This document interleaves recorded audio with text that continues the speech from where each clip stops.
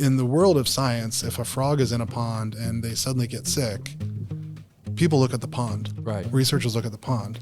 In human life, when someone's sick, we're like, what's wrong with them? Right.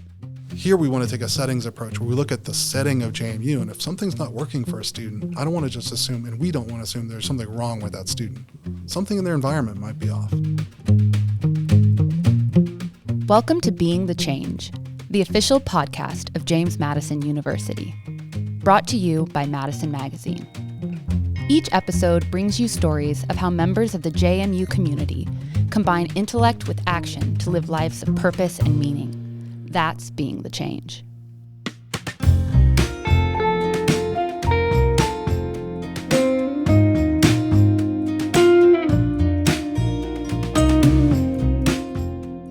What's up, JMU? Andy Perrine here. Welcome to Being the Change. Well, this second edition of this two-part series is learning about the tools for thriving, wellness learning, and self-discovery. And this is an area that Dr. Miller really knows quite well.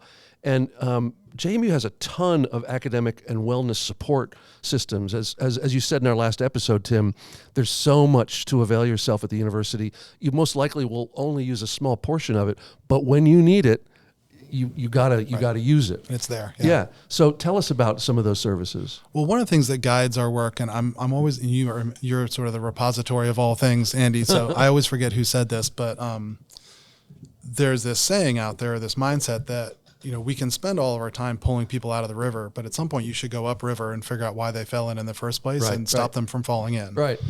And maybe you'll remind me who this is. I think I know, but I don't want to misquote it. Okay. But, we do both. Right. And one of the things that I love about what we've thought about here is that we have the you're in the water stuff. I mean, we have those, things are really not going well. Let's Lifeline. pull you out and figure it out. Right. But we also have a huge number of things. The quality and enhancement plan here, the QEP as we call it, is the more proactive. We get ahead. We also have Madison Cares that maybe when you have an initial things aren't going well, maybe a faculty member notices you've missed a class or two. Right. You're maybe dipping your toes in the water. Right. We have all those things out there, but also amazing. I think of UREC as an example. Sure.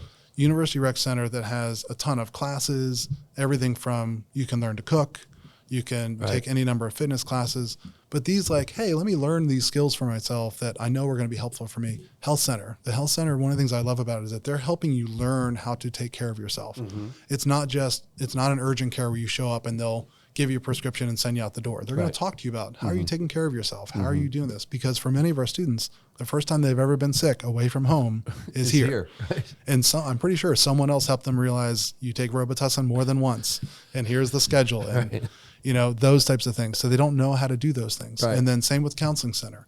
We're building skills for a lifetime there, not just I'm in crisis. Great. We'll get you out of crisis and send you on. We're trying to help you learn these things about self-care that you just don't know because someone did that for you. Right. And I think about these as lessons for a lifetime. Mm-hmm. The other one I think about is you're probably going to have a roommate. Mm-hmm.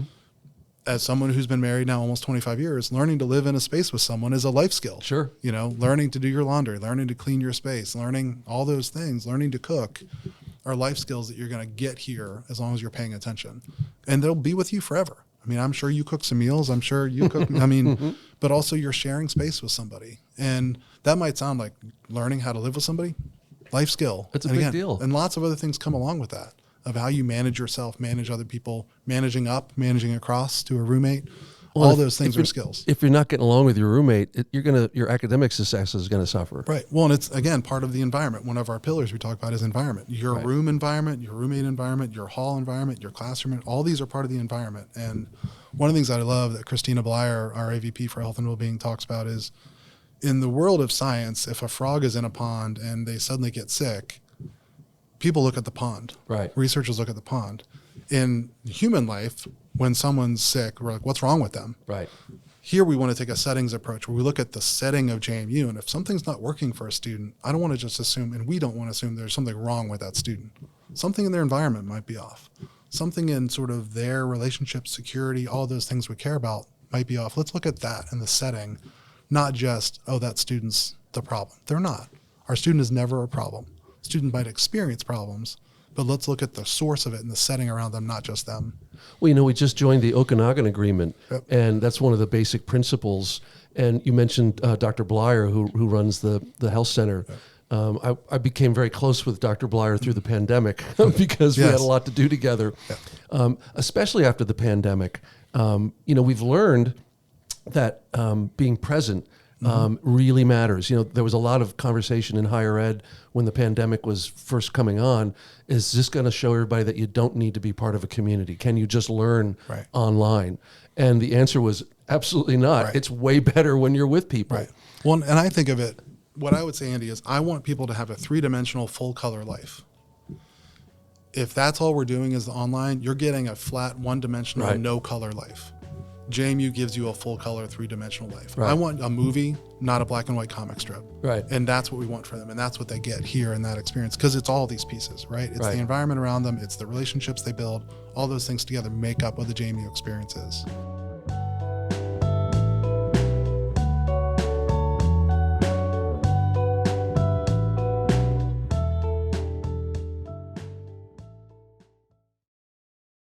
Well, the way you describe the frog in the pond, and that we think about when we're talking about animals, there's something wrong with the environment. When we're talking about people, there's something wrong with that person.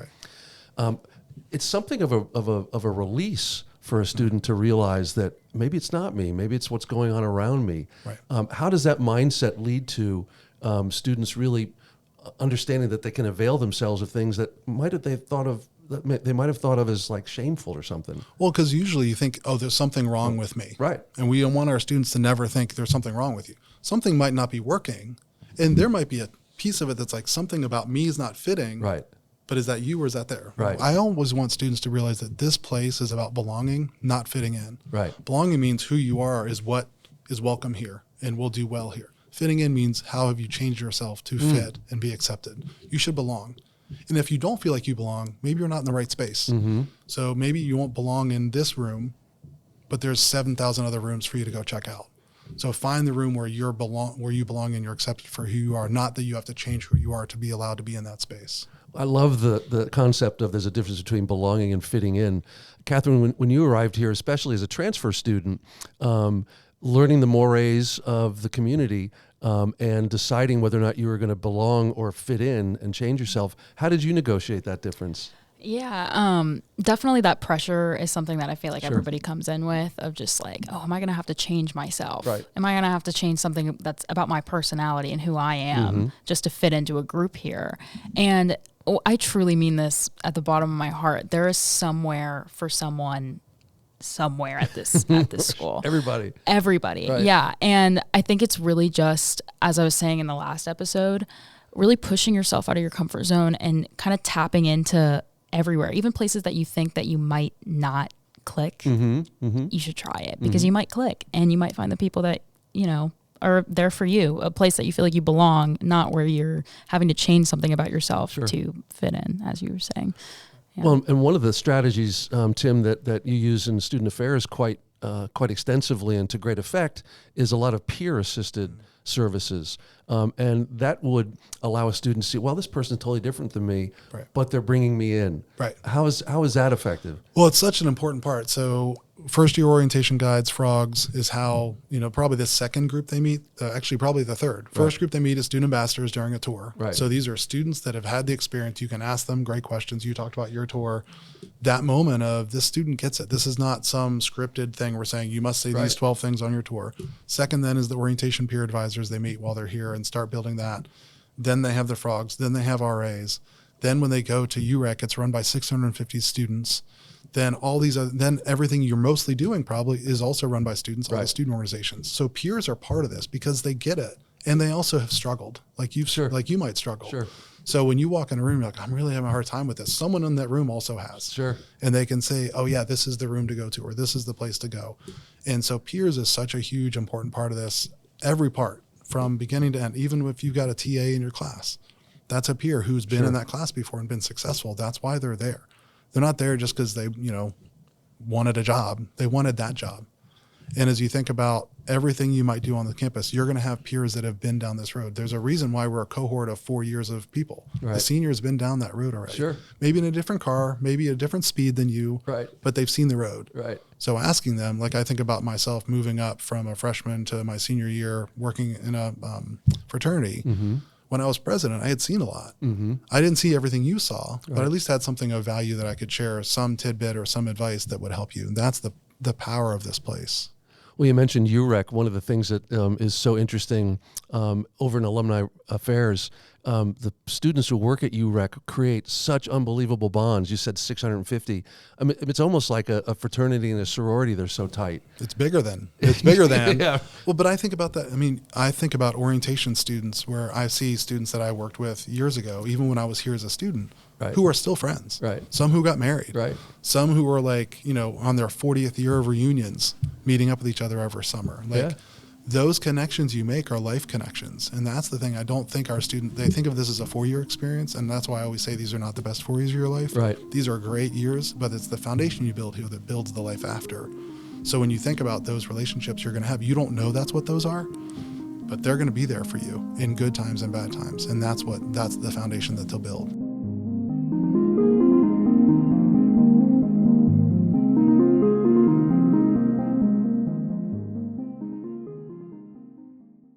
We'll be right back.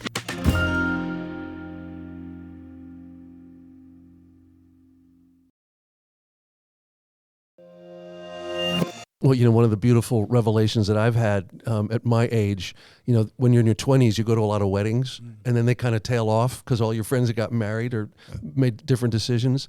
Now in my 60s, I'm getting to go to all my friends' kids' weddings and they're almost all people that I met here at JMU. Yeah, it is a fun thing to see. And now I have, I've been invited to a couple student weddings and things like that. And then the funniest thing for me now is I've sort of been tracking my age based on things of the newest one for me is now when my former students' kids are coming here. So I have former friends I went to school with, but now I'm starting to have like people that I worked with back in 1996 who now have been married for a while and now their kids are going to start coming to college. Right. And I'm like, okay, you were my student, and now you're bringing a student. This is like is this the final generation for me that I'm going to experience? But right now I have a lot of friends who have from high school and college who have kids here. Yeah, me too. The next is like people that were my students that are going to bring kids. That's going to feel really interesting. Well, you bring families into this, and you're very popular on the JMU Parents Facebook page. How important is it for families to stay involved, but with a little bit of ability to have the student find things out on their own? Yeah, I always tell parents that they're partners. Parents and families are partners with us. That's how I view them. That's how we view them. This is a partnership. And the students and the families are closer than they've ever been. There's a lot of research that shows the tightness of the family unit is more than ever has. It was already on the upswing, and then the pandemic, when they like lived together solidly for 2 whole years in the same house, just went even higher. Yeah. And you can't remove the parents from that, and you shouldn't try. Right. I believe very strongly in that relationship. I also know that our families, they don't always know this about themselves, are a huge influence on their students still. So we on purpose, everything we send to the students, we also send to the families so they can see it. And every time I'll have parents say, I screenshot it, I send it to my daughter, and I tell them, make sure you read this. This was really good. But that's the connection, because the students will be like, oh, well, I didn't read it, but my dad or whoever, my uncle, whoever read it said, you should look at this. Right. That matters. And both ways. It also creates a talking point for them, because I want them to talk about this experience. They should be not just how's school, fine, not a complete sentence. Right. You should have real, like, in-depth conversations about this experience, because they both want to know about each other because of that closeness. Well, and also you really don't know a thing fully until you have to explain it to somebody. And talking with folks who really care about you and understand you about your experience really matters. Right. And encouraging families that are listening, don't ask questions that can be answered with fine. Right. Talk to me about what you learned today in your blah, blah, blah class. Open-ended. Let's have some open-ended conversation. And I think because, and I'm interested in your experience with your family on this, Kathryn, they talk, quotes, so much that they think that they're engaging at a high level. But how's your day? Good. 7 texts in the day is not talking a lot. Right. It's a number of interactions. Right. But it's not deep conversation. It's not what I think they really should have. I think they should get on an actual phone or a Zoom or Right. a FaceTime and actually engage on what's going on, because it's such a cool, this is such an amazing transformational time. Yeah. I think they should both be able to talk about that. I'm interested in what your Well, family and you went through the pandemic and mostly in high school, and you got here afterwards. So what was that dynamic like for you? I mean, for me, with my parents coming into college and being a transfer student, I was at a community college before, so I was still living at home. So I still went through that same transition that all of the incoming freshmen are going through Right. with their parents of just, it's you're directly going into a new stage in your life. And I can't even imagine how scary that is for parents. It's like you hold them so close to you, and now they're going into adulthood and they're going to have to figure things out on their own. But that's what's so great about it, is that, students can finally find their independence and kind of be able to explore what they are. Obviously having that connection with your parents is super important. And like you were saying, it's a lot more important to either like get on a Zoom or call them, actually have like real conversations with open-ended questions and be able to talk about your experiences, because your parents are definitely curious about what's going on. They're definitely wanting to know all the details of how everything's going, and they're going to want to know everything that's going on. Right. It's their first time being away from you for Right. a long extended period of Right. time. So I think that's just something that's really important for incoming freshmen or incoming students going through that stage change, is just being able to actually communicate with your family about what's going on with you and having real conversation. Right. And just because you know their location on Life 360 doesn't mean you know what's going on. Exactly. Yeah. And there's a reason, Andy, why, as you know, I end every single one of my orientation speeches with a thank you for the families for trusting us. Yeah. This is a huge choice. Not only the school, Right. but choosing to send them away and choosing to trust a place. Yeah. And I think that we as institutions have to take that really seriously and really sacred. Like they're trusting us with the lives of their child. It's a huge moment for a family. And it's not just, once they drop them off and have the moment at move-in Right. that it's gone. They have to feel good all the time. And that doesn't mean they're going to know everything. That doesn't mean that we're going to communicate everything that's going on. But we're going to be involved, and they have to feel good about where they leave their child. And it's their child. Some people don't like when we say that. It is their child. Yeah. They might be a student now in a Duke, but they're still their parents' child. Yeah. Even I was my mom's child, and now, Right, still. right, And right. I think that we just have to accept that is the relationship. And so how do we work with it and make sure it's a good relationship with us, with them, and with their student, and us and them? I think the university is quite lucky because that tradition started with Dr. Carrier in the 70s, and he was a deep believer in that sacredness of that relationship.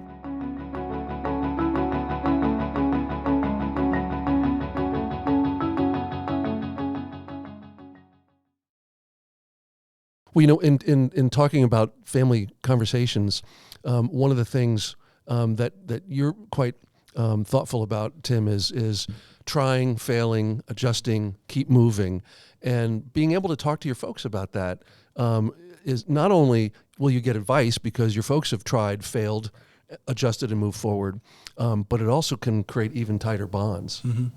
Well, and I had no idea my dad struggled in college until I struggled in college, and I came home and he said, "Look, I wasn't a great student. I really struggled. You've had your struggle year, freshman year. I need you to find a next gear." I think he said literally, "Find the next gear here and do better, because we can't keep doing this for 4 years." But he's like, "Because I struggled, I get it. I'm giving you a little grace, but it's a little grace." And I learned more about my dad. Right. I didn't know that he played basketball, but not all 4 years, because he got tired of playing basketball. He was the starting center at William & Mary for 3 of his 4 years, because he's like, junior year, I didn't feel like it. And then senior year, they asked me to come back, and I had no idea. So the closeness with my father increased when we talked about struggle and shared some really open things. I'm like, I never knew this stuff about my dad. My dad's a person. Yeah, right. There's What a a depth revelation. to him. Like he's also a 3-dimensional, Right. Full color picture. But the relation, like I felt like I was becoming an adult with my adult parents. Yeah, that's cool. And as my dad pointed out, we're not friends. Right. I'm still the parent. Right. But I knew them more because we talked about hard things, and I talked about what was hard for me. I mean, my mom didn't want me to come because I was on crutches. So there was this whole, do we defer for a semester thing? And I'm like, it's time to go. I'm ready to go, and I'll figure it out. But all those things were just really helpful, and I learned more, and I actually loved them more through that process and that open conversation and learning about each other. Yeah. Well, you make a great distinction between surviving and thriving. As we bring this episode to a close, give us some of your thoughts about the the ways that you can thrive and not just survive that are accessible to everybody. Yeah, I would say survival's the basic, right? I mean, this is, you get enough food, you get enough, all these things, you know, this should not be a survival process. Right. There's too many great services and resources here for people to just survive. So the thriving is about, are you living the best life? And students have said, you know, living their best life. What does that mean? And what does it mean to get towards that? So that means you're actually making good choices about your food. You're making good choices about your time. You're making good choices about your exercise, all these things that make up your life. You're making good choices about who your friends are and who they're not. You're removing the people that aren't the right people.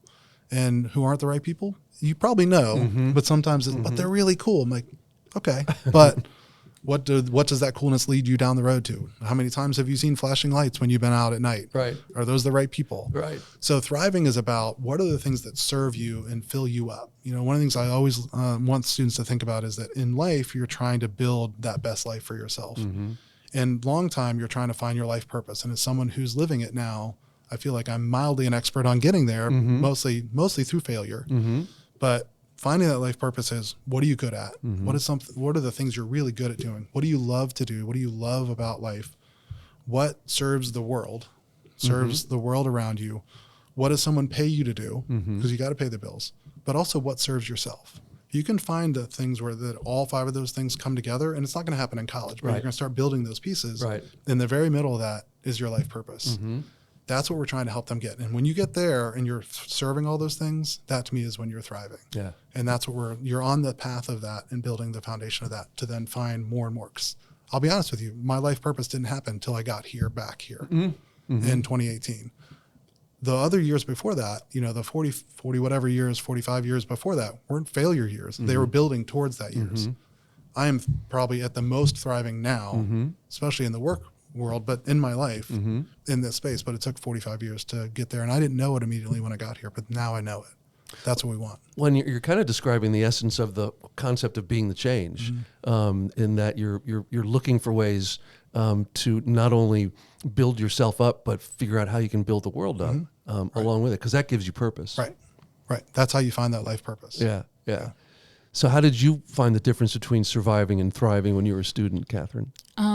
For sure, like coming in, you also have, I think, some influence from your parents of maybe their opinions on what you should be doing, what you should be majoring in, and what you should be doing as a career. But while you're finding your independence here, you're also figuring out what you actually want to do, or finding, like Tim said, your purpose here. Because at the end of the day, that's your decision to choose what you want to do with your life, with your career, finding something that you're passionate about, something that you really want to do. And there are so many resources here, something I've definitely figured out as I've been an engagement fellow. There are so many more resources than even I knew that I could access while I was even a student. And I think students should definitely take more advantage of that than they do, because there's definitely, whatever problem that you're having, there's something there for it. There's a resource or a person that can help you with that and can guide you and help you fix your problem very easily. It's just being able to reach out and being able to just make that phone call, or go to the Student Success Center, or go to the union. Or there's somebody out there who's going to know the answer. Even it's just such a friendly environment too, that you can just go up to somebody walking on the quad and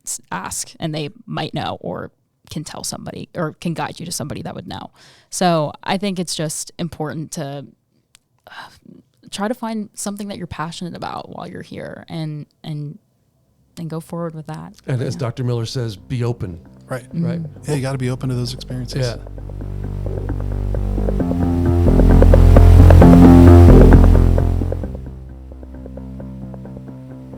Well, as we conclude, Dr. Miller, any words for the beginning of the semester here? I always want you to enjoy the ride and enjoy the journey. Even the bumps are great, because you look back and be like, wow, I learned so much from that. Embrace this, enjoy it. Tell your family how you're doing, good and bad. Right. And I think holding the doors is hold the door open to this experience. Your room door in your residence hall, the door in the classroom. Don't just sit alone in the classroom. Go sit next. Be open to all these things. Hold the door open for someone else, but then talk to them. Be open to someone sitting with you at the dining hall. When you're at the gym, ask if you can work in with somebody. Every place that you are, just sort of make a quick hey. Yeah. It's amazing to me how many times people will make fun of me. I say hi to everybody I see on campus. Yeah. You know, sometimes I'm stuck on my own phone trying to do something, but usually I'm up, I'm waving. I don't know who everybody is. I'm saying, hey, how are you? Have a good day. Go Dukes, whatever. That moment could be the best moment of that person's day so far. Right. So be the best moment for other people. Sure. It's such an amazing gift we can have. That's great advice. Well, thanks to you both for being on the podcast. Maybe we'll have you back in the middle of the year. Kathryn, we're really interested to learn more about your experience as an engagement fellow. Yeah. So good luck this year. Thank you. All right. Well, thank you both so much. Thanks. Appreciate it. Listeners, remember, if you've got any ideas for future episodes or feedback on the podcast, you can reach us at beingthechange@jmu.edu. Until next time, go Dukes. Go Dukes. Go Dukes.